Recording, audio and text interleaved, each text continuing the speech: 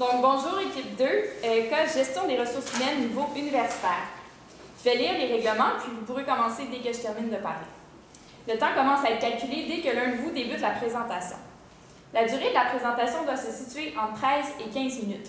Une pénalité de 1 point par tranche de 30 secondes manquantes ou excédentaires vous sera imposée. Le décompte du temps vous sera fait à l'aide de cartons lorsqu'il restera 10 minutes, 5 minutes, 1 minute et 30 secondes. Je vais faire le décompte des 10 dernières secondes avec mes doigts. Lorsque votre présentation sera terminée, les juges auront droit à une période de questions de 5 minutes. J'invite maintenant les juges à se présenter. Bonjour tout le monde, je m'appelle Alexandra, je suis représentante du Collier biologique professionnel à Québec. Salut, mon nom c'est Pascal Garel, je suis responsable des ventes pour l'Est du Canada, donc Québec et Maritime. Salut, je m'appelle Guillaume Rodrigue, je suis responsable des marchandiseurs pour la région de Québec-Trois-Rivières pour la division de Victoria. Bonjour, Maxime Trempé, problème de notre travail et harcèlement au ministère de l'Éducation. Vous êtes dans la même gang? Moi, non. Maintenant, oui. Parfait. Vous êtes prêts? Oui. Donc, bonjour à tous et à toutes, j'espère que vous allez bien. Je me présente, je m'appelle Philippe, je présente mes collègues. Félix. C'est bon. Donc, on est ici aujourd'hui, équipe 2, pour vous présenter notre résolution à votre cas de PepsiCo. Donc, en gros, ça va être quoi qu'on va parler aujourd'hui? Premièrement, on va vous présenter notre mandat. C'est quoi le mandat que vous nous avez donné? Les problématiques qu'on a cernées dans le mandat pour ensuite se baser pour créer une solution créative à vos besoins. Et ensuite, on va conclure le tout. Donc, premièrement, le mandat qui nous a été donné, c'est de, en fond, après avoir analysé la problématique puis le cas de PepsiCo, on a discerné des solutions pour régler le problème d'attraction et de rétention dans l'Est du Québec, dans la région québécoise. Donc, qu'est-ce qui était la problématique? En fait, après l'analyse, on a réalisé que les représentants trouvaient qu'ils travaillaient trop. En fait, il y avait trop d'heures, la charge de travail était trop élevée. Puis, ça a amené qu'ils quittaient l'entreprise, en fait, parce qu'ils étaient trop fatigués et plus capables. Puis aussi, c'est pendant l'été, les marchandiseurs employés, ils quittaient parce qu'eux, il n'y avait pas assez d'heures. Ils trouvaient qu'il n'y avait pas assez d'heures, et qu'ils quittaient finalement pour aller sur un autre emploi où ils donnaient plus d'heures. Donc, notre solution créative qu'on a développée ensemble dans les 3 dernières heures, c'est avoir créé un poste de représentant adjoint. Grosso modo, c'est quoi que ça fait? C'est quelqu'un qui va aller aider les représentants dans leur surcharge de travail. Cette personne-là, ça va être qui? Ça va être les marchandiseurs, merci, là, qu'on va venir ajouter des heures à leur horaire pendant l'été pour venir aider les représentants sur leur terrain. Donc, je vais laisser Hubert présenter les tâches de ce représentant adjoint. En fait, c'est quoi les tâches de ce fameux représentant adjoint? En fait, c'est lui, il va venir pallier le représentant officiel dans ses tâches annexes, notamment des courriels, les rapports, rédiger les rapports de vente aussi, et des commandes. Et puis lui, ce qu'on voulait faire, lui, c'est diminuer la charge de travail en fait d'environ 15 heures du représentant, qui était d'environ 55 heures, et en donner ces 15 heures-là finalement au représentant adjoint, finalement, ce qui s'ajouterait à ces 16 heures de fin de semaine. Donc ça totaliserait environ 30 heures sur environ 3 jours, ce qui donnerait 3 jours de 5 heures plus les 16 heures de fin de semaine, pardon, ce qui finalement totaliserait son 30 heures, ce qui serait plus attirant de rester dans la compagnie. Au niveau des avantages de notre solution, premièrement, en fonction des besoins qu'on a évalués, si on compense la charge de travail des représentants qui sont en vacances, le manque qui va se faire à ce niveau-là, puis des marchandiseurs qui vont entrer dans le poste de représentant adjoint, ça représente minimum 20% des marchandiseurs qui vont pouvoir combler, faire le pont, puis aller aider les représentants dans leurs tâches quotidiennes. Donc ça, qu'est-ce que ça va faire? Ça va apporter évidemment une meilleure réponse à la première problématique, parce que ça va être beaucoup plus attirant aussi pour le marchandiseur adjoint de savoir qu'il y a une possibilité de combler le manque du représentant. Puis aussi, c'est important de mentionner, la charge de travail va être divisée. Donc, autre problématique de départ, le représentant qui avait beaucoup d'heures de travail difficile, c'était physique, bien là, il va avoir quelqu'un qui va l'aider en quelque sorte. la charge de travail va être divisée, beaucoup plus attirant pour les deux emplois.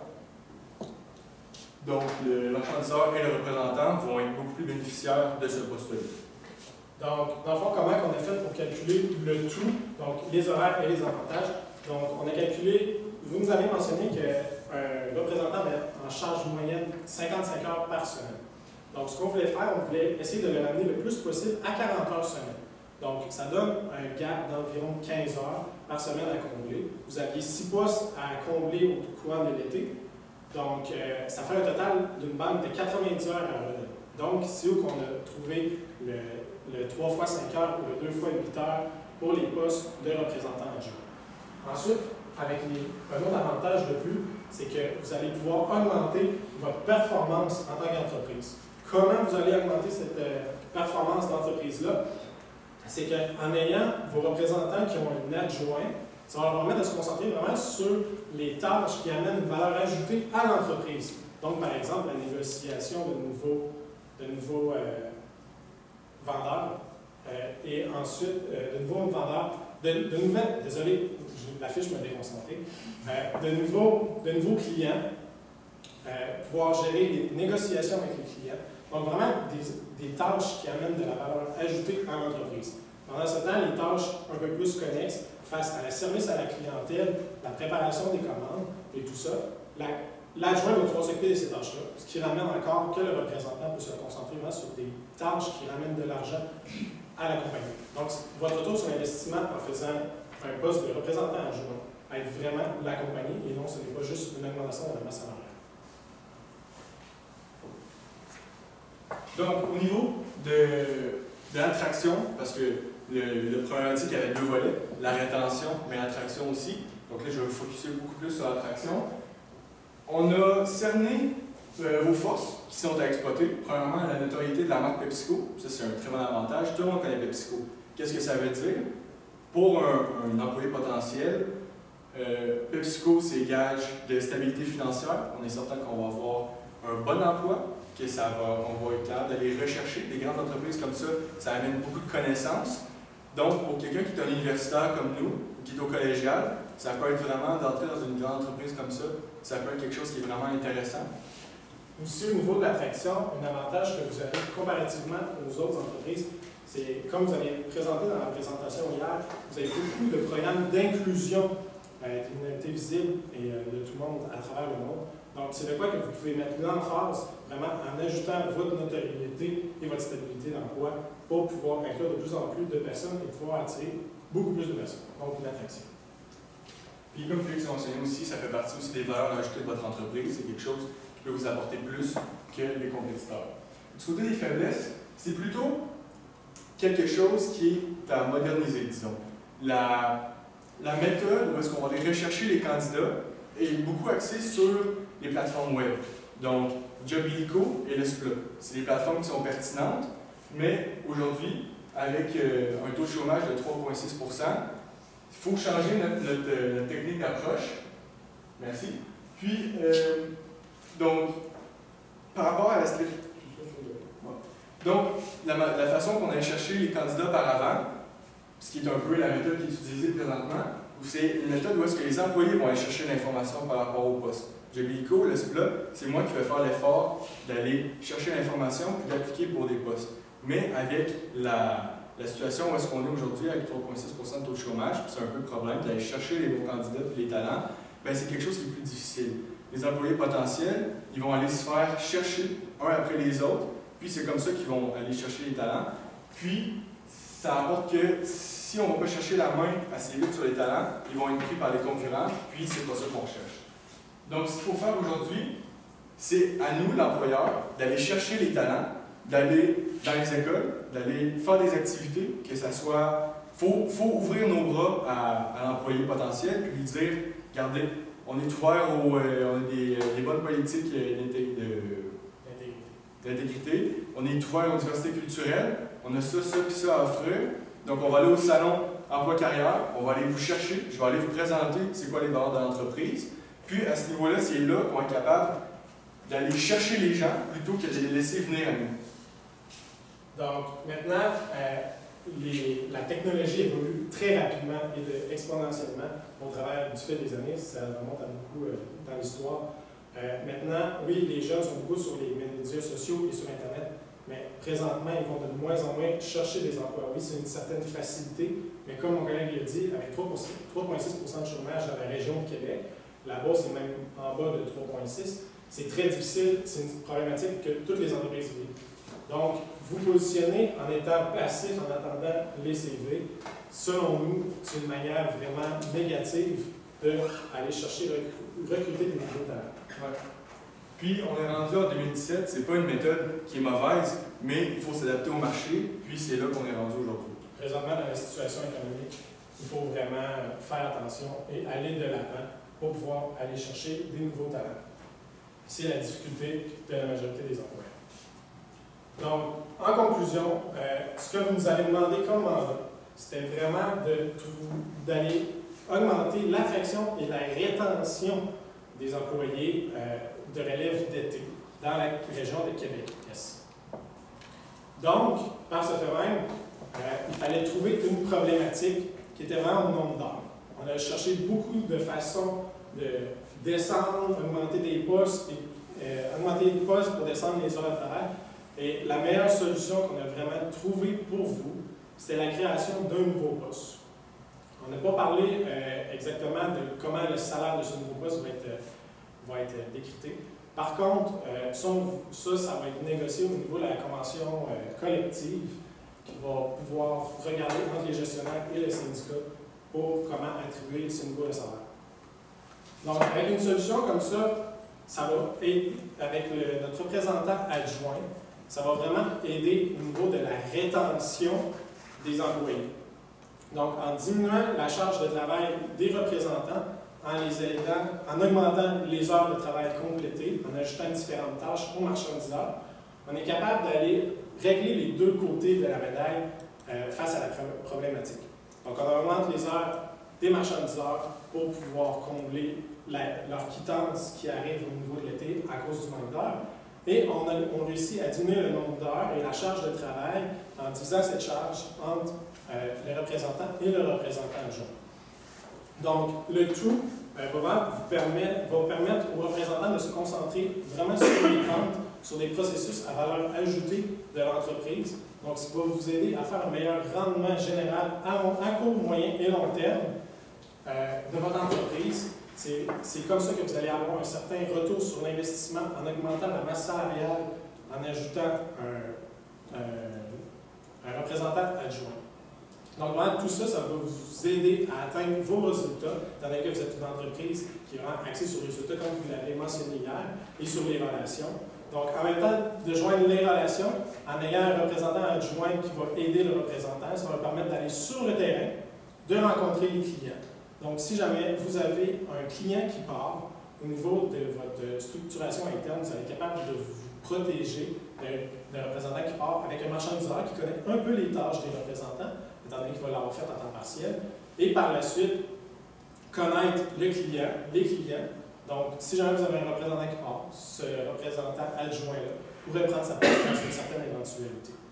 En plus d'ajouter une certaine valeur ajoutée à vos clients, au niveau du service à clientèle qui va être amélioré, étant donné que les représentants vont pouvoir se concentrer vraiment sur les ventes, et le service à clientèle va être fait, comme mon collègue l'a dit, au niveau du représentant adjoint dans sa description de tâche, qui est de répondre au courriel de préparation des commandes et aider le représentant dans ses tâches quotidiennes. Puis si je peux ajouter un peu à mon collègue Félix qui a parlé de rendement, ça offre aussi une excellente flexibilité. Hubert a parlé des heures possibles. C'est quelqu'un, il faut garder en tête que le représentant va continuer à faire ses chiffres de fin de semaine, son 16 heures, il va venir combler en aidant le marchandiseur. Ouais, c'est ça.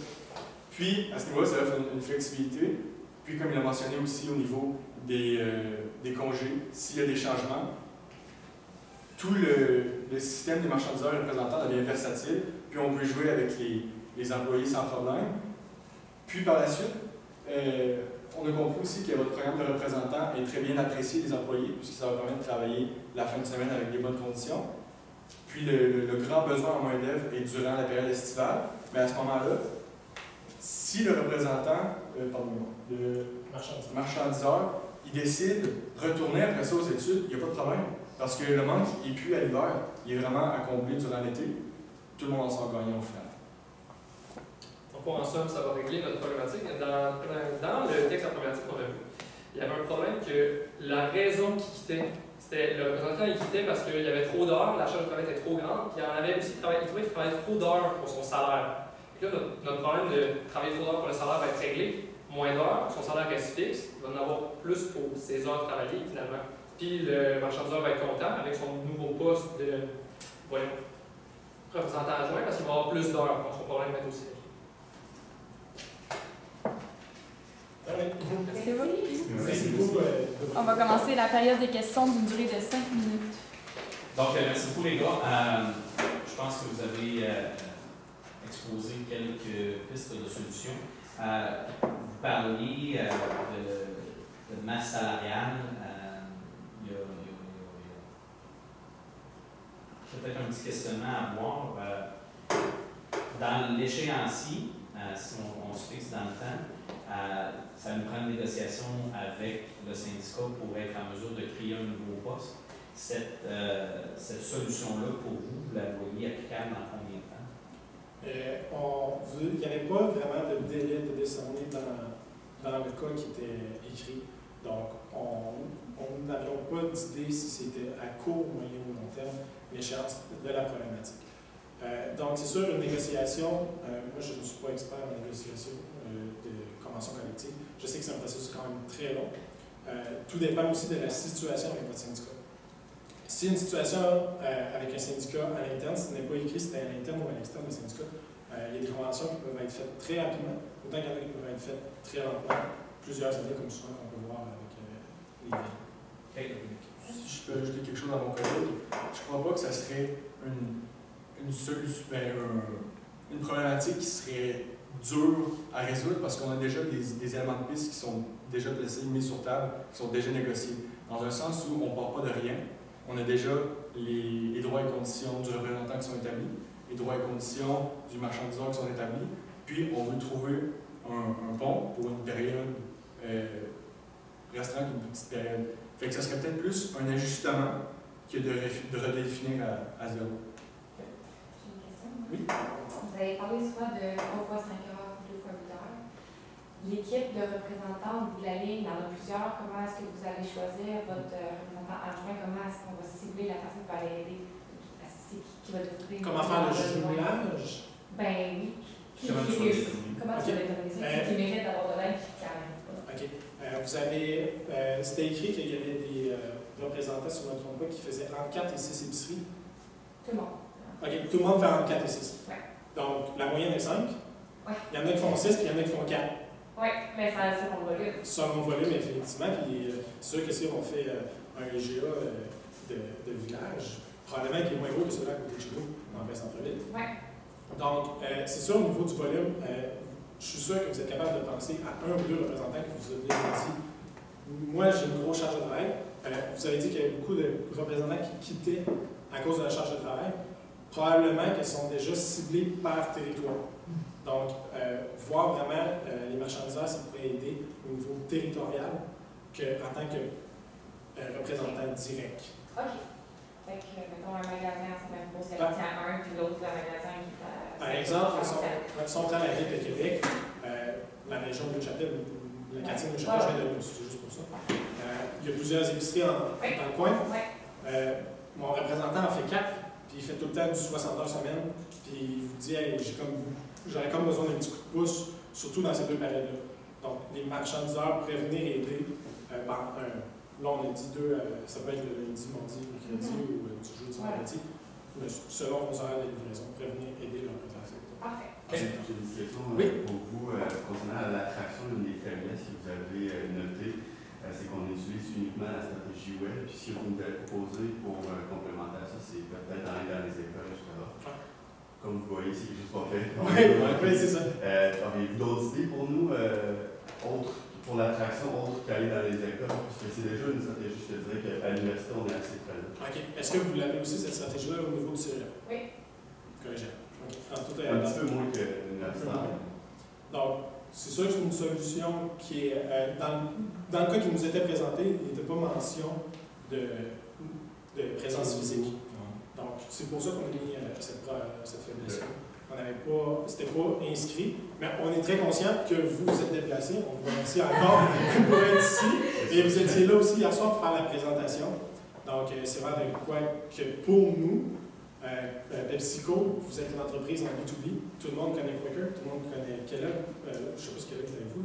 Tout le monde est avec Tropicana et Gatorade. Tout le monde, c'est des marques qui sont connues, mais ce n'est pas des emplois, ce n'est pas des entreprises qu'on pense instinctivement d'aller voir. Les entreprises en B2B, c'est très dur d'aller chercher de la main-d'œuvre. Donc, miser beaucoup sur la représentation. Si vous allez au collégial une fois par année, peut-être regarder pour une éventualité d'aller à deux, ou peut-être même. Tu peux terminer ta phrase, ça va être terminé. Même les expositions de recherche d'emploi sur Expo Québec, exemple, pour sortir du niveau collégial. Merci. Étudiants.